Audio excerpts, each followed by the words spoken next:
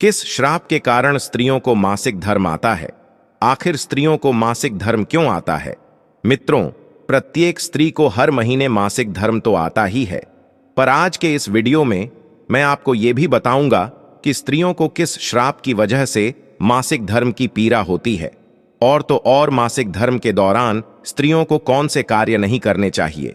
और दोस्तों, जब स्त्रियों को मासिक पीड़ा होती है तो कुछ लोग स्त्रियों को क्यों अछूत समझने लगते हैं।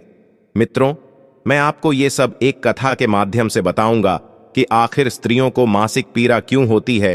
तो मित्रों, चलिए जानते हैं आखिर किस श्राप के कारण स्त्रियों को मासिक धर्म आता है। नमस्कार दोस्तों, स्वागत है आप सभी का आपके अपने YouTube चैनल में। तो मित्रों, आइए इस कहानी के माध्यम से आपको समझाने का प्रयास करते हैं कि आखिर स्त्रियों को मासिक धर्म क्यों आता है।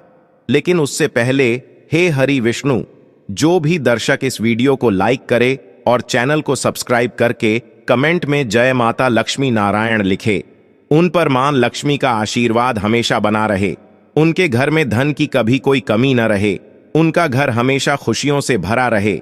मित्रों, यदि आप इस वीडियो को पूरा देखते हैं और कहानी को ध्यान से सुनते हैं, तभी जाकर आपको पूर्ण तरीके से ये जानकारी मिल पाएगी कि आखिर किस श्राप के कारण स्त्रियों को मासिक धर्म आता है।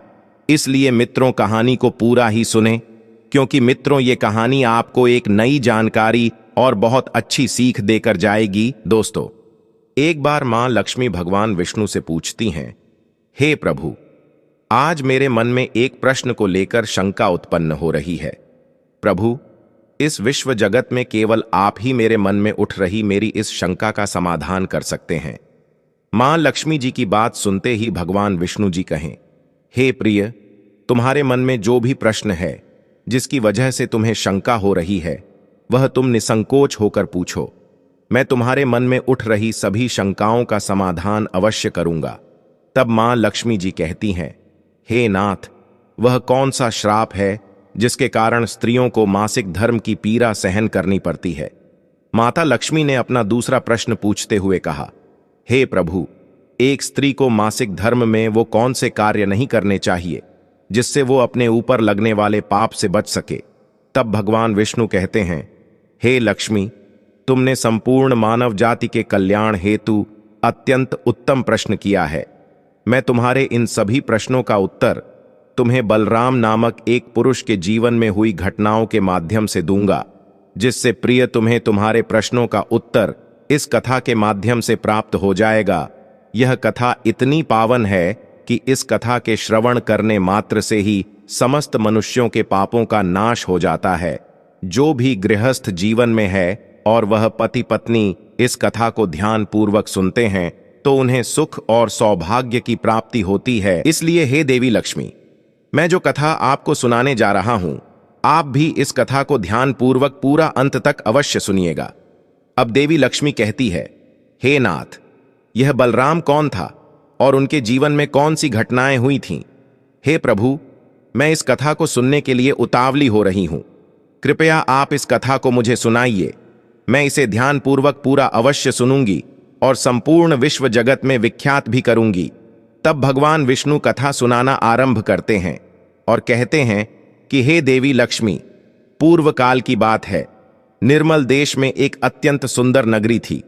उस नगरी में बलराम नाम का एक ब्राह्मण रहा करता था। बलराम को समस्त वेदों और शास्त्रों का ज्ञान था।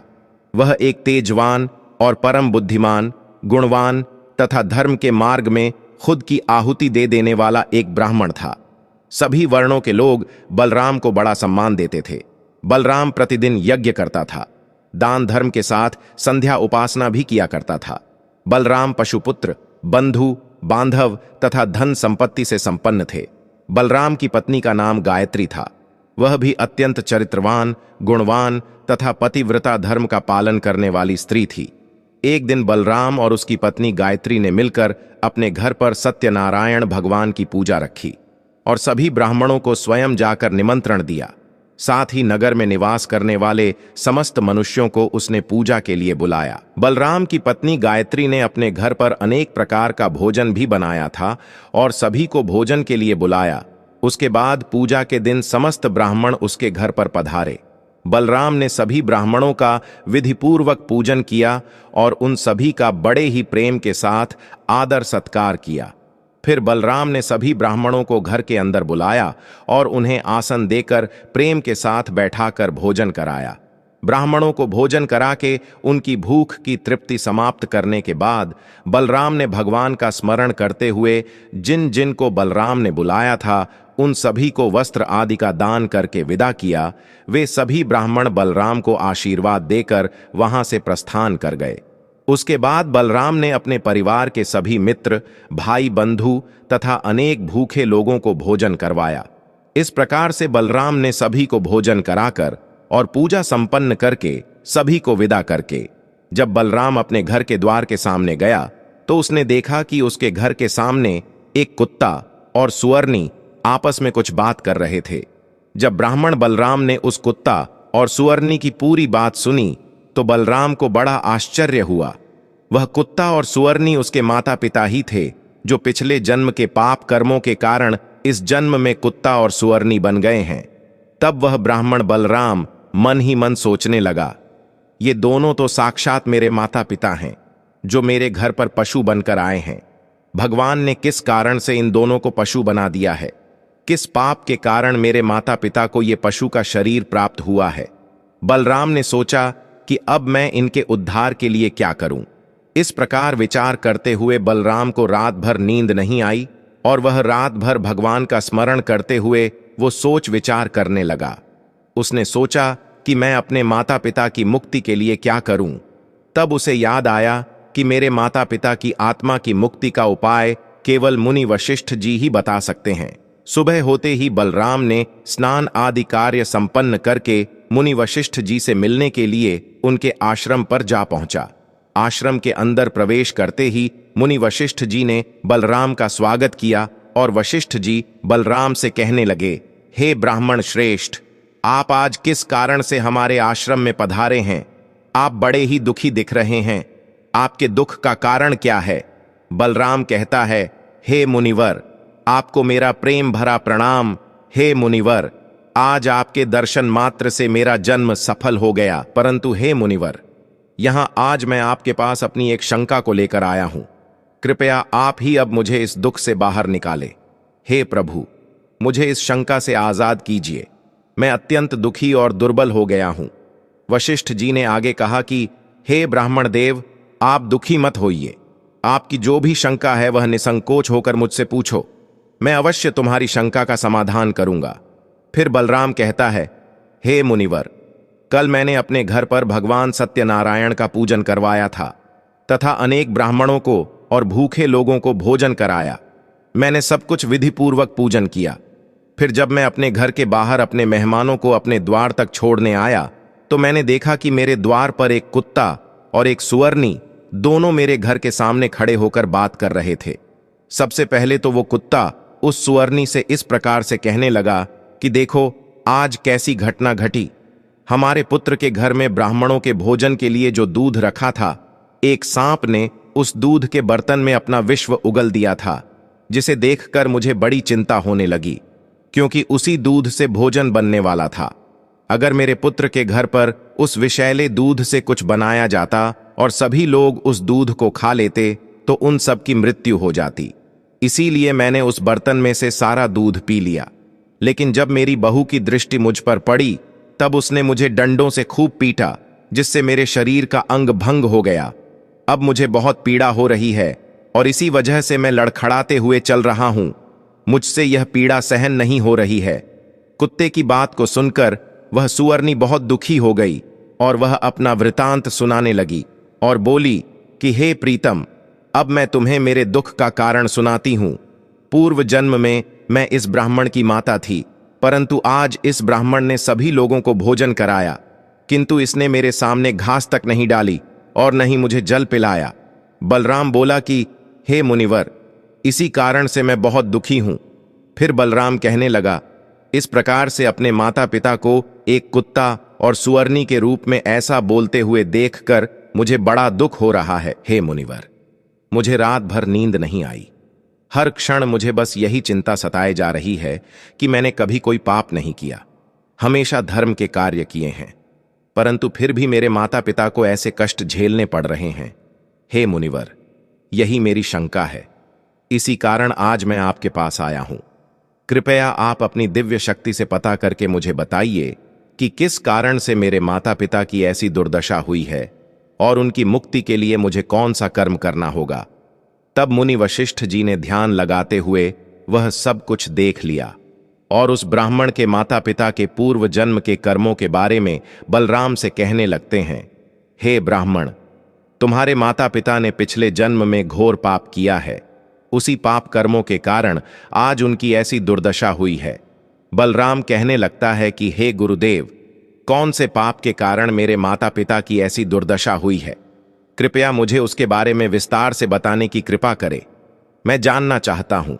फिर मुनि वशिष्ठ जी कहते हैं कि हे ब्राह्मण, तुम ध्यान से सुनो। ये कुत्ता जो तुम्हारे पिता हैं, ये पिछले जन्म में बसंत नगर के श्रेष्ठ ब्राह्मण हुआ करते थे। इन्होंने एक दिन एकादशी का व्रत रखा, परंतु ये उसका पालन न कर सके और भोजन कर लिया था। एकादशी के व्रत के दिन तुम्हारे पिता ने दान धर्म भी नहीं किया। इन्होंने अपने द्वार पर आए हुए कुत्तों को कभी भोजन नहीं खिलाया। तुम्हारे पिता ने अपने पितरों का श्राद्ध भी विधिपूर्वक नहीं किया। तुम्हारे पिता ने पिछले जन्म में मासिक धर्म के दौरान ही तुम्हारी माता के साथ संबंध बनाया था और इसी पाप के कारण तुम्हारे पिताजी को इस जन्म में कुत्ता का जन्म मिला है। हे ब्राह्मण पुत्र, अब तुम अपनी माता के बारे में सुनो। तुम्हारी माता ने मासिक धर्म में होते हुए भी भोजन बनाया। मासिक धर्म के दौरान ही इसने भगवान की पूजा उपासना की, तुलसी को जल चढ़ाया। मासिक धर्म में होते हुए भी तुम्हारी माता ने भगवान को भोग लगाया। इसी कारण से इसे महापाप लगा है। मासिक धर्म के दौरान स्त्री 3 से 5 दिनों के लिए अपवित्र हो जाती है। मासिक धर्म के दौरान स्त्री को पूजा पाठ नहीं करना चाहिए, ना ही सत्संग करना चाहिए।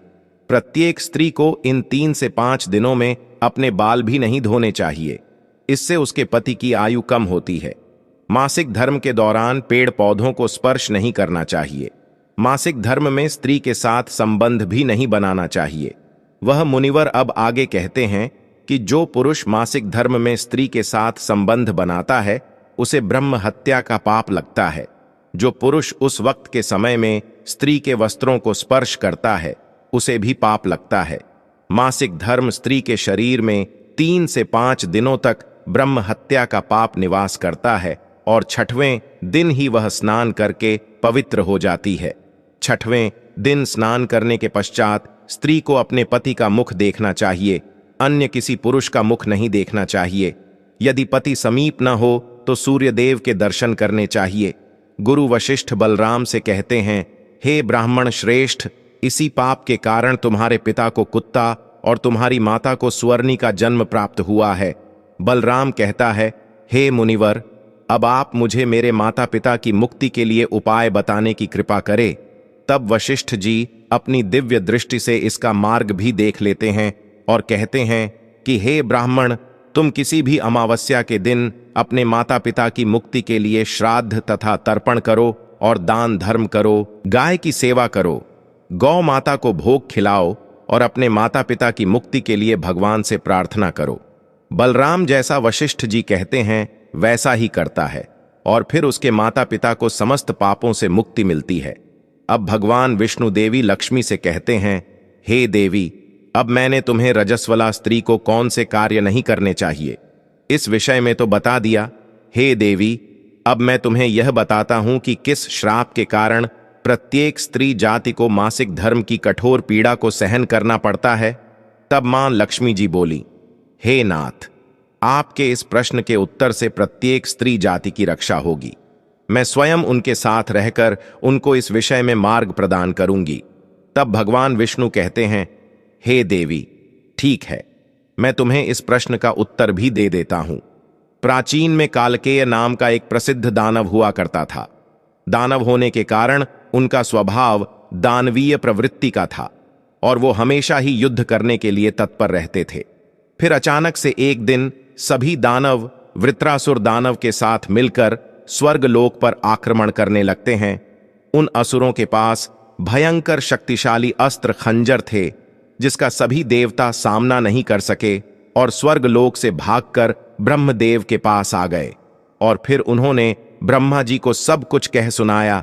तब ब्रह्मदेव ने उन्हें असुरों को परास्त करने का उपाय बताते हुए कहा, हे इंद्र, तुम इसी क्षण महर्षि दधीचि के पास चले जाओ।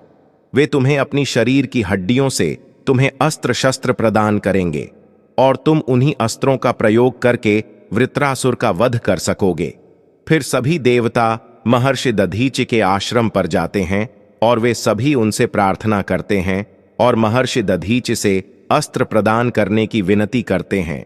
फिर संसार के कल्याण के लिए महर्षि दधीचि अपने ही शरीर की हड्डियों से अस्त्र का निर्माण करते हैं। उन्हीं अस्त्रों में से एक वज्र नाम का अस्त्र होता है, जिस अस्त्र को देवराज इंद्र धारण कर लेते हैं और फिर से सभी देवतागण वृत्रासुर के साथ युद्ध करने के लिए निकल जाते हैं।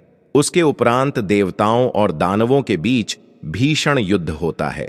सभी देवता आकाश में दानवों से युद्ध करने के लिए एकत्रित हो जाते हैं, उन सभी पर प्रहार करने लगते हैं। कई दिनों तक इस प्रकार से दैत्यों और देवताओं के बीच में भीषण युद्ध चलता है। फिर देवराज इंद्र और वृत्रासुर आमने सामने आ जाते हैं। दोनों के बीच युद्ध होता है और देवराज इंद्र अपने वज्र का प्रहार करके वृत्रासुर को मार डालते हैं। उसके शरीर में एक ब्रह्म हत्या वास करती थी। वह उस दानव वृत्रासुर की मृत्यु होते ही उसके शरीर से ब्रह्म हत्या बाहर निकलती है और इंद्र का पीछा करने लगती है। फिर वह ब्रह्म हत्या देवराज इंद्र के शरीर में प्रवेश कर लेती है, जिससे इंद्र को ब्रह्म हत्या का पाप लगता है।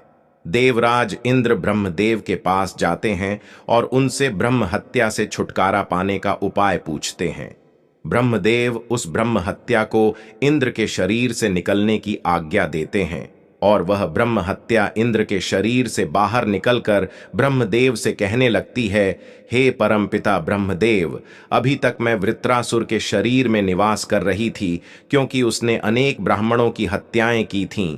जब इंद्र ने वृत्रासुर की हत्या की तो मैं इंद्र के शरीर में वास करने लगी। अब आप ही मुझे कोई उचित स्थान दीजिए जहां पर मैं रह सकूं। फिर ब्रह्मदेव कहते हैं, ब्रह्म हत्या मैं तुम्हें उचित स्थान देता हूं। ब्रह्मदेव ने ब्रह्म हत्या के 4 भाग कर दिए और कहा, ब्रह्म हत्या, तुम्हारा 1/4 भाग अग्नि के भीतर रहेगा, क्योंकि जो भी मनुष्य अग्नि को आहुति नहीं देगा तुम उसके शरीर में प्रवेश कर लेना। ब्रह्मदेव ने फिर कहा कि तुम्हारा दूसरा 1/4 भाग जल के भीतर रहेगा। जो भी जल में थूकेगा अथवा जल में मल मूत्र का त्याग करेगा तुम उसके शरीर में प्रवेश करोगे। फिर तीसरा 1/4 भाग पेड़ पौधों और वृक्षों के भीतर रहेगा। जो भी मनुष्य अकारण ही वृक्षों को काटेगा उसे भी ब्रह्म हत्या का पाप लगेगा। उसके बाद ब्रह्मदेव ने अप्सराओं को बुलाया और कहा, हे अप्सराओं, इस ब्रह्म हत्या का 1/4 भाग तुम ग्रहण करो। फिर अप्सराएं कहने लगीं, हे प्रभु, अगर आपकी यही आज्ञा है तो हम इसे आपकी आज्ञा से ग्रहण करने के लिए तैयार है, किंतु हमें भी इससे मुक्ति का कोई उपाय बताइए। फिर ब्रह्मदेव कहने लगे कि हे अप्सराओं, जो भी पुरुष मासिक धर्म में स्त्री के साथ संबंध बनाएगा उसके अंदर यह ब्रह्म हत्या प्रवेश कर जाएगी। इस प्रकार से ब्रह्म हत्या के 4 भाग हुए, एक अग्नि में, दूसरा जल में, तीसरा वृक्षों में और चौथा स्त्रियों के अंदर प्रवेश कर गया। उसी ब्रह्म हत्या के भाग के कारण स्त्रियों को मासिक धर्म आता है। जो भी पुरुष मासिक धर्म के दौरान स्त्रियों को स्पर्श करता है अथवा उनके साथ संबंध बनाता है उसे ब्रह्म हत्या का पाप लगता है। अब आगे भगवान विष्णु कहते हैं, हे देवी, इस प्रकार से मैंने आपको स्त्री के रजस्वला होने के पीछे की कथा और रजस्वला स्त्री को कौन से कार्य नहीं करने चाहिए इसके विषय में बता दिए हैं।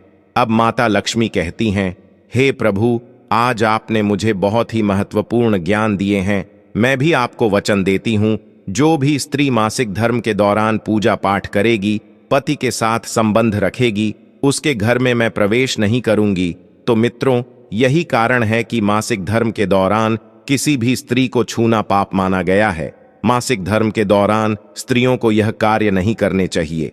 मित्रों, मैं उम्मीद करता हूं ये जानकारी आपको जरूर पसंद आई होगी। दोस्तों, यदि आपको यह वीडियो पसंद आई हो तो प्लीज आप इस चैनल को सब्सक्राइब अवश्य करें, वीडियो को लाइक करें और दोस्तों सच्ची श्रद्धा से कमेंट में जरूर लिखें, जय श्री हरि विष्णु, जय श्री राम, जय हनुमान, साथ ही देवों के देव हर हर महादेव सदैव आप पर अपनी कृपा बनाए रखे।